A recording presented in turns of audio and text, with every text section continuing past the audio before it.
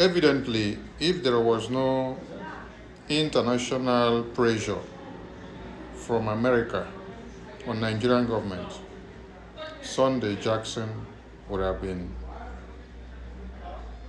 hanged to death by Nigerian government, because Nigerian government pronounced that because Sunday Jackson, a Christian, defended himself against Fulani terrorists that came to kill him and kill his family, his babies, women, and children.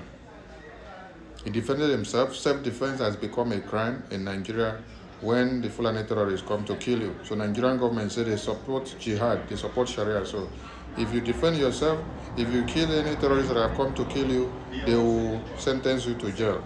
They will hang you to death. They will sentence you to life imprisonment. Nigerian court upholds jihad and Sharia. They promote them and they protect them. So when you see the kidnapping all over Nigeria, it is promoted by the Nigerian government. Nigerian government promoted the terrorists, and they said they have to hang Sunday Jackson to death because he defended himself against the terrorists that came to kill his families and kill everybody, but he survived and struggled to fight the terrorists back and then succeeded in killing the same terrorists that came to kill him, which is self-defense. It is your constitutional right. Now, without international pressure from the US government on Nigeria to free Sunday Jackson and every religious persecuted person, Sunday Jackson would have been dead by now. The question now is, how did Nigerian government get exposed? Because this kind of death sentence, hang somebody to death, who have defended himself against these terrorists, have been happening for years. Remember that Deborah Samuel was stoned to death by these same terrorists in school. They said because she committed blasphemy. Okay? Did American government do anything or know anything about it? They did not know much because there was no engagement. There was no lobbying between the American government and the people that go out or come into Nigeria, so the American government will be of the real know of the reality to take a decision. But Biafra Republic government in exile, led by nged, submitted a congressional testimony to the US government. They called for sanctions on Nigeria for religious persecution and political persecution, and everybody that Nigerian terrorists have imprisoned because of fighting against the terrorists of one Nigeria. This is how the BRGIA, Biafra Republic Government in Exile, ably led by nged, were able to activate and weaponize the US foreign policies against Nigeria with the apparatus. So Nigeria now had the credibility damage in the international stage. Political, diplomatic, and international isolation.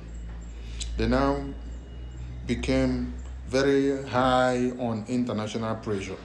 So they have been pressured to release the political prisoner.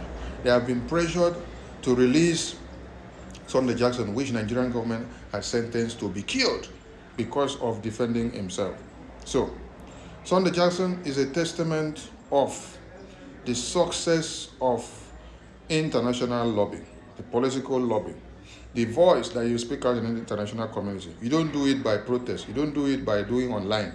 You hire a lobbyist. You use that lobbyist. You engage the lobbyists. You engage the government of America. You go to the US Congress. You meet them. You talk. You put things on the table.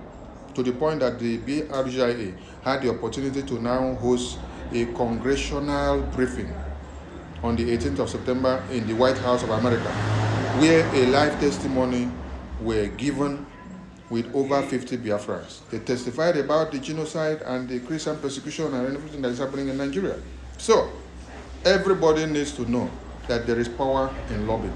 And it takes international pressure for Nigeria to release Sunday Jackson.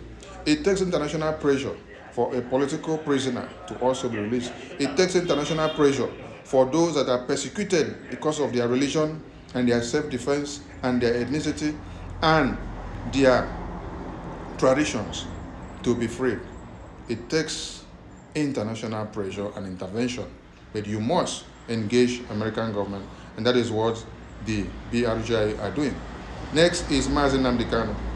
Nigeria has been sanctioned on several issues, and they don't know that they are being sanctioned with Mazi Nnamdi Kanu on the table. Europe now are getting their own sanctions for partnering with Nigeria to see the imprisonment of Mazi Simon Ekpa. All these are going in line with our demands to the US government to sanction Nigeria, sanction Finland, sanction EU for their complicit in the issue of our leaders. We must continue. But remember that if you don't speak out, if you do not engage the American government in Washington, D.C., Sunday Jackson would have been killed by Nigerian government today because they have already pronounced it. You will see the photo on the screen so that you see the court judgment where Nigerian court upheld the terrorists to have the power to kidnap and slaughter people. And then they pronounce you that defense mechanism that you used to defend yourself was a priority. They pronounce you dead, that you must die because you defended yourself. Meaning that you should have allowed the terrorists to kill you because Nigerian government don't want you to be alive. They want the terrorists to outnumber you and to take over Nigeria for their conquest.